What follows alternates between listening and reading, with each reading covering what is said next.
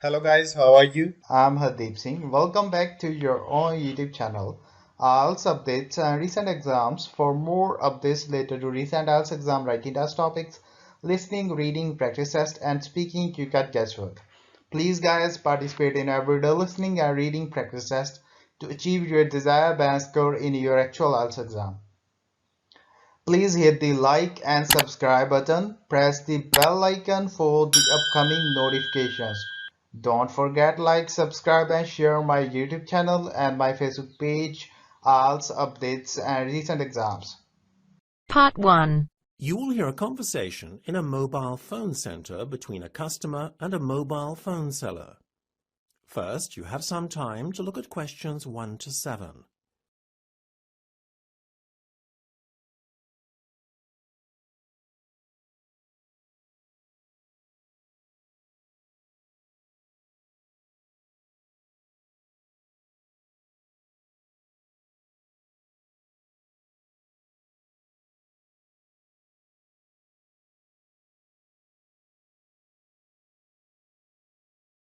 Good afternoon, madam. May I help you? Oh, yes. I'm looking for a mobile phone, but don't really know where to start. This one looks a very attractive phone. Ah, yes. That's the Apple iPhone 7s 32 gig. It's very sleek and lightweight. It's only 140 grams. It's a classic look, packed with special features, such as a voice-activated service to assist you and built-in GPS. Well, I really only want a mobile which has a good camera and which is easy to use. Oh, and another thing, I don't want it to run out of battery all the time like some of those cheaper phones. If you want an excellent camera, then this phone has an 8-megapixel camera for photos. You can also talk for up to 8 hours once the battery is charged. On standby, your phone will remain powered for up to 200 hours. Oh, that sounds good. How much is it, though? You're looking at £22.50 a month on a fixed 24-month contract. The good thing is that there are no fees payable up front. Yes, it's a bit pricey. What about this one? That's the LG G8 phone. I'm afraid I'm going to disappoint you when you learn the price. It's £40 per month. For a 24-month contract? I'm afraid so. But you're paying for several excellent features. The camera is a colossal 13 megapixels. You can also take still photos while simultaneously recording a video. Another good point is that it is remarkably lightweight at 149 grams, so it's only slightly heavier than the Apple iPhone we just looked at. What is the battery power? A lot more impressive than the Apple iPhone. Standby time is 565 hours and talk time 19 hours. It also has a high-definition screen that is second to none due to Quad HD technology. In fact, the screen has 4 times the pixel count of a normal HD screen. I admit I love the look of the phone, but really it's way out of my price range. Oh look, that's a nice phone. The one with the flip top. Ah yes, the Samsung DM S410. That's one of our more basic models, but it's still solid and reliable. Obviously it has hard keys rather than a touch screen, but it's very economical. It's only £20 for the handset, and it's pay-as-you-go thereafter. What about the camera? Are the pictures of good quality? That's where the other 2 phones I showed you earlier are far superior in quality of picture than this model. In fact, the camera doesn't even possess a flash. You're also very limited on your talk time. It's only up to 2.5 hours, and standby time is 75 hours. It's also fairly lightweight, considering it's not state-of-the-art technology. It weighs in at 131 grams. Before listening to the rest of the conversation, you have some time to look at questions 8 to 10.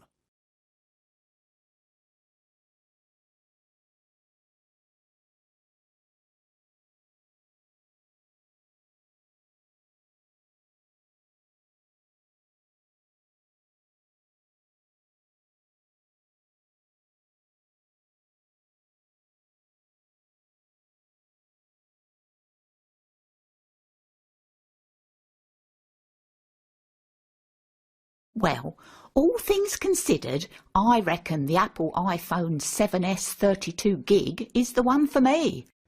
Actually, I know that it's out of stock at the moment. We only have the display model to show customers. But if I put in an order today, It will be with you within the week, say around April the 8th. Great!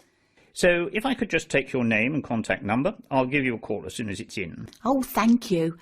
The name's Janet Johnson. That's Johnson with an H.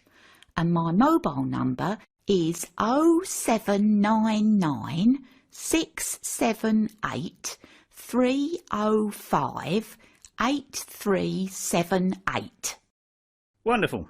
Thank you very much, madam. It was a pleasure meeting you. Thank you too for all your help and for your patience. That is the end of part 1. You now have half a minute to check your answers.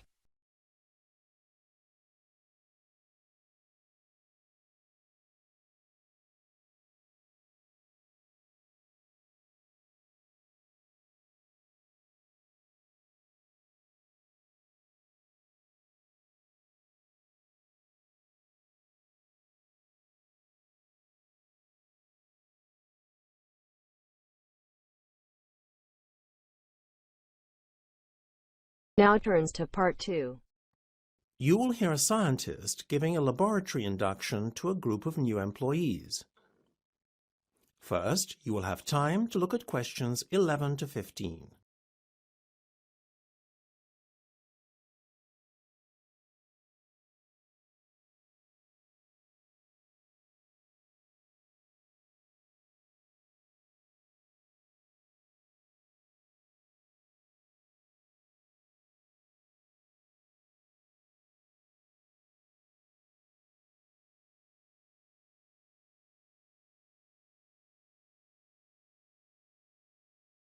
Welcome everybody to Browning Smith Laboratories. I'll be giving you a short tour around your new working environment and pointing out several key features. It's very much state-of-the-art, as I'm sure you'll see. Please now look at the plan of the laboratory building I gave you earlier. At the moment, we're standing in the large storage room. It's right there, positioned at the top on your plans and roughly in the middle. We've just come through the entrance door indicated, and that's now behind us.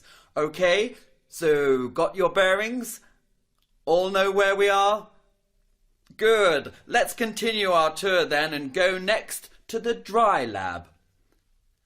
As we go straight ahead down this corridor, the caretaker's room is the next room on your right. Immediately after are the unisex toilets. Now, let's go through these doors ahead of us and into the dry lab. Okay, so here we are now in the dry lab, which is the laboratory's biggest work area. If you look at your map, as we are standing now with the doors behind us, you can see the acid storage bin area clearly marked off to your right.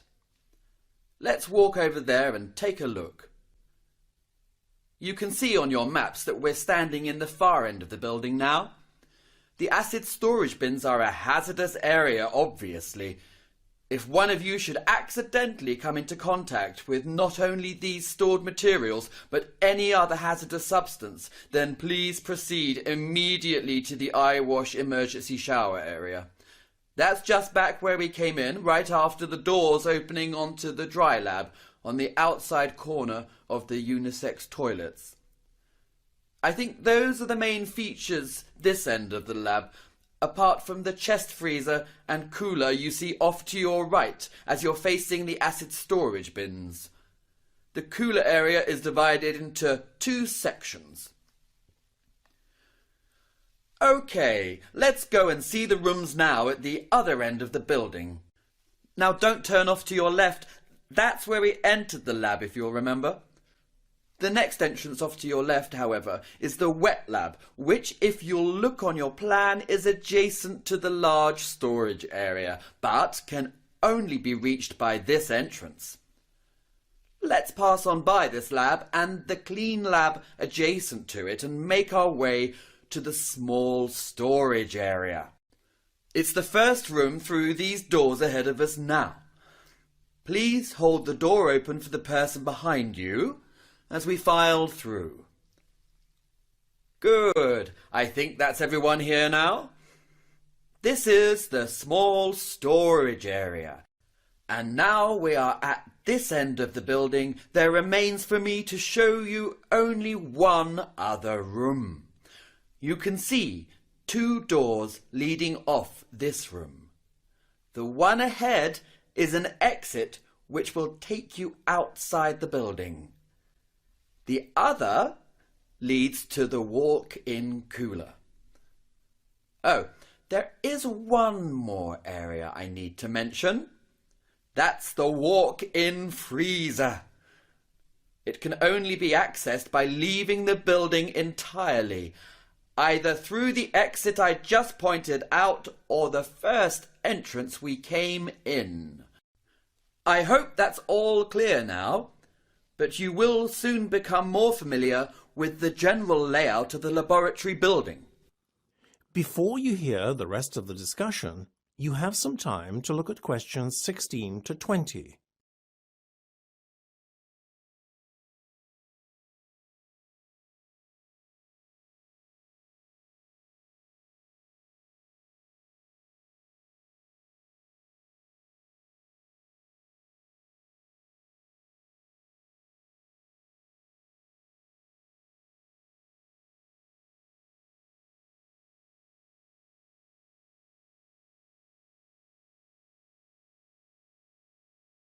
Now, I'd just like to refer to health and safety procedure. This is essentially to fulfill basic health and safety requirements, since I know that you are not unfamiliar with such procedures and must know them off by memory. Okay, so firstly I'd like to say that if you are undertaking any project, whether supervised or not, all of you will be required to discuss it first with your health and safety coordinator. In certain cases, written approval is required. The health and safety coordinator has the final decision in situations where formal approval is needed. Everyone undertaking a project will have to first submit a form of a written standard operating procedure to the health and safety coordinator, outlining the steps and justifications for the experimental process to be carried out. Should the undertaking of a project not be granted initially, plans for the project, if satisfactorily amended, can be re-presented to the health and safety coordinator for approval at a later date. Assuming acceptance of the undertaking of a project, strict laboratory procedures must be adhered to. Overalls and non-hazardous equipment can be kept in the large storage room. On no account can either laboratory clothing or samples be removed from the building itself. Obviously, the same goes for equipment that is portable. This way we can ensure that no cross-contamination can occur with samples or specimens kept in the laboratories. Finally, and this goes without saying, when hazardous materials are being handled, full protective equipment should be worn. Safety goggles and protective overalls are kept in the small storage room for this purpose. If using sharp, contaminated objects, such as needles, these can be temporarily stored in clearly marked containers on your laboratory work surface. However, they must be disposed of by the end of the day in the waste disposal bins clearly indicated outside the laboratory building. These bins are to be found just outside the exit by the small storage room. In the event of fire, please make your way immediately to the nearest of the 2 exits, either by the small storage or large storage room that I pointed out earlier. All that remains for me to do is to welcome you all to the company and wish you good luck. That is the end of part 2. You now have half a minute to check your answers.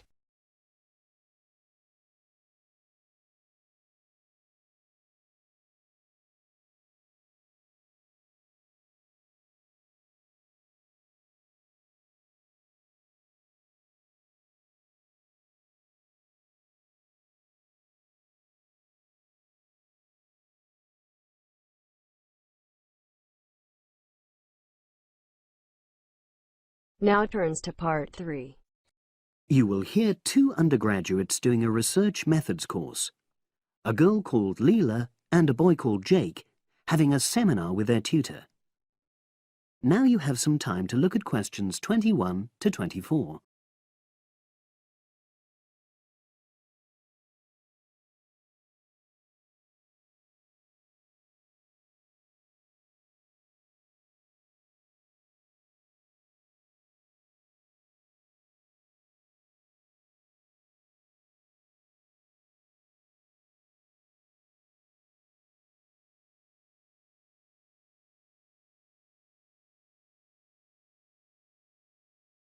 So the task I gave you both was to choose an article about a small-scale research project. Yes. You were then required to try to reproduce the research procedures in your own context, i.e. try it out for yourselves. Yeah, and that's what we've done. Great. So I'd like you to tell me a bit about the article and why you chose it. Well, the article's written by 2 university lecturers who had started using crosswords to help their students revise terminology for exams. And the crosswords were designed and set on computers. And we selected the article because, well, it seemed an accessible topic, even though we weren't familiar with the technique. You know, using IT to design crosswords for higher education. That's a good reason. So these lecturers wanted to see how well this innovation was received by their students. Yes. So how did you go about reproducing the research? Well, we drew up a list of terms from one of our own modules and designed a crossword for revising these terms. Then we asked our classmates to try out the crossword and give us feedback, their opinions on how they felt about using the technique. Was it easy to find participants? It wasn't easy at first, but then we convinced them that by taking part in the research, they were actually benefiting themselves by preparing for an exam, which is coming up later this term. And it worked. Good. So how did you find out what the students thought about doing the crosswords? A questionnaire. The original article used a 2-page long questionnaire. There were lots of excellent questions on it, but the whole section on difficulties using IT is now obsolete. Old-fashioned even though it had only been written a couple of years ago. So you designed a shorter version? Yeah. Then we sent it to the 40 students by email and got 28 replies. I was taken aback by the fact that everybody we talked to thought this was a good return. I mean, the responses were well written, people had taken a lot of care, but I was really disappointed with the low numbers. Yes, an important lesson to learn for an apprentice researcher. Yeah. Now you have some time to look at questions 25 to 30.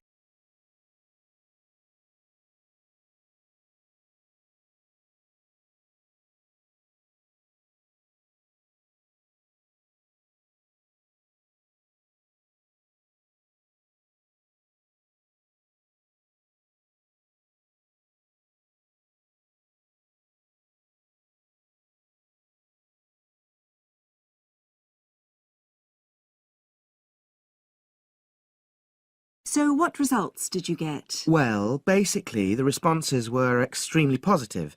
The students said that doing the crossword on a computer helped them really focus on the work in hand and not be distracted, which is something that commonly happens with other ways of doing revision. Yeah, that was really clear. But something that struck me was that having fun hardly featured in their responses, nor did anything to do with spelling of hard words, which I thought would be an obvious benefit. No? Okay. Respondents also said that doing the crossword hadn't really increased their general motivation to study, but that it had highlighted the gaps in their memory so they knew what further work was necessary. Right. So how did your findings tally with those of the original researchers? There were lots of similarities, but... There were probably 2 main differences. We found that more males than females liked the technique, whereas the original study found the reverse. Also, our respondents said they wouldn't mind doing a crossword as a final official exam, whereas in the original study, students said they would hate doing it even if it meant having a shorter test.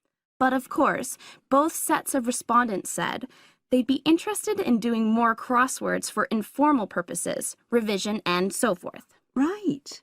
So let's have a think about the whole project and what you've learned from doing it. Well, it was very time-consuming. Yeah, and I don't think we managed that aspect very well. It could have been worse. I mean, we didn't have a lot of data, so we didn't have to spend ages processing it. And of course, we'd already done a course on numerical data processing, so there wasn't much new there. Yeah, that's true. Anyway, I think we designed our questions well so that they gave us manageable data. Yeah, it really helped having the original study to guide us, as it were. And that helped us to see what a good research instrument is. What a good questionnaire should be like. Absolutely. We got a lot from that. But when we were writing up the project, I'm not sure whether we'll know how to acknowledge the work of the original study. You know, our referencing. No, that's something we'll both have to work on in the future. Actually, that part's been great. Finding ways to share and support another person. That's the real plus from the project, learning ways to do that. Well, it's obviously been very successful. That is the end of part 3. You now have half a minute to check your answers.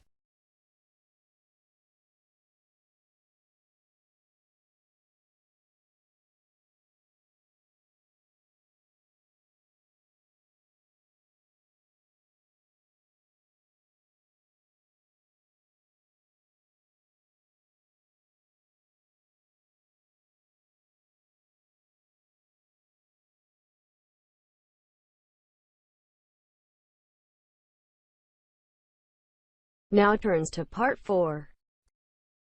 You will hear a postgraduate psychology student talking to other students about a job satisfaction study he has investigated. Before you listen, you have some time to look at questions 31 to 40.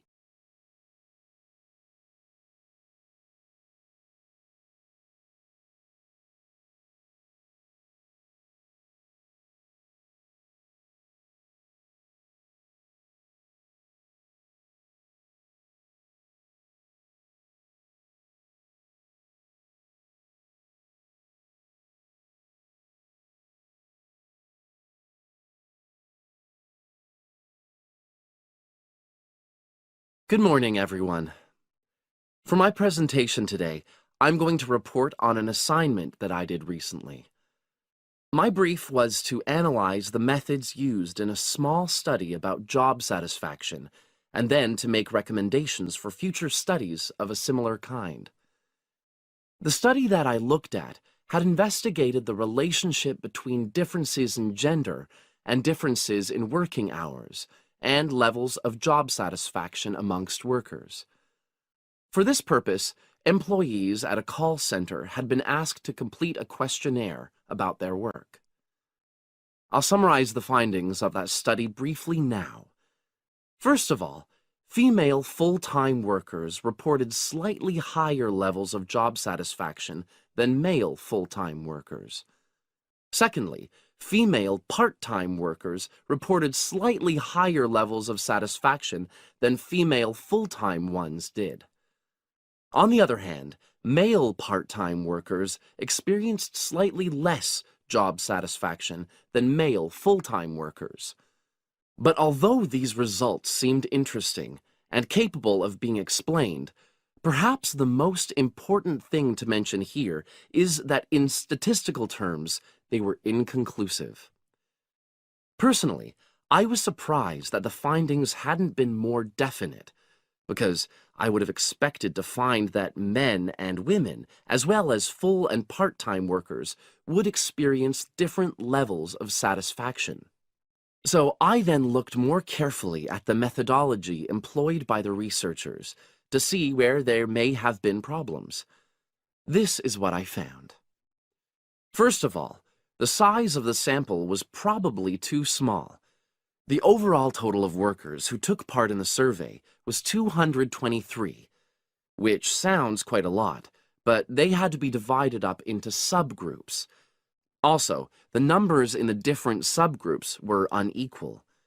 For example, there were 154 workers in the full-time group, but only 69 in the part-time group.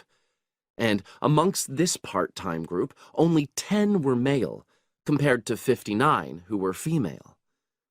Secondly, although quite a large number of people had been asked to take part in the survey, the response was disappointingly low. A lot of them just ignored the invitation. And workers who did respond may have differed in important respects from those who didn't. Thirdly, as the questionnaires had been posted to the call center for distribution, the researchers had had very limited control over the conditions in which participants completed them. For instance, their responses to questions may have been influenced by the views of their colleagues. All these problems may have biased the results. In the last part of my assignment, I made recommendations for a similar study, attempting to remove the problems that I've just mentioned. Firstly, a much larger sample should be targeted, and care should be taken to ensure that equal numbers of both genders and both full and part-time workers are surveyed. Secondly, the researchers should ensure that they are present to administer the questionnaires to the workers themselves. And should they require the workers to complete the questionnaire under supervised conditions so that the possibility of influence from other colleagues is eliminated. Finally, as workers may be unwilling to provide details of their job satisfaction when they are on work premises, it's important that the researchers reassure them that their responses will remain confidential, and also that they have the right to withdraw from the study at any time if they want to. By taking measures like these, the reliability of the responses to the questionnaires is likely to be increased, and any comparisons that are made are likely to be more valid. So, that was a summary of my assignment. Does anyone have any questions? That is the end of part 4. You now have half a minute to check your answers. So guys, don't forget like, subscribe and share my YouTube channel and my Facebook page. IELTS updates and recent exams. For more updates related to recent IELTS exam writing test topics, listening, reading, practice test and speaking, you get guesswork. Please guys, participate in everyday new IELTS listening and reading practice tests to achieve your desired band score in your actual IELTS exam. For more IELTS material, visit my official website www.ieltsupdatesandrecentexams.com. The link is given below in the description. If you need PDF files of latest IELTS material, then please join my Telegram channel. So guys, please write your score below the comment section. Again, thanks for listening. God bless you all guys. Stay tuned, stay safe.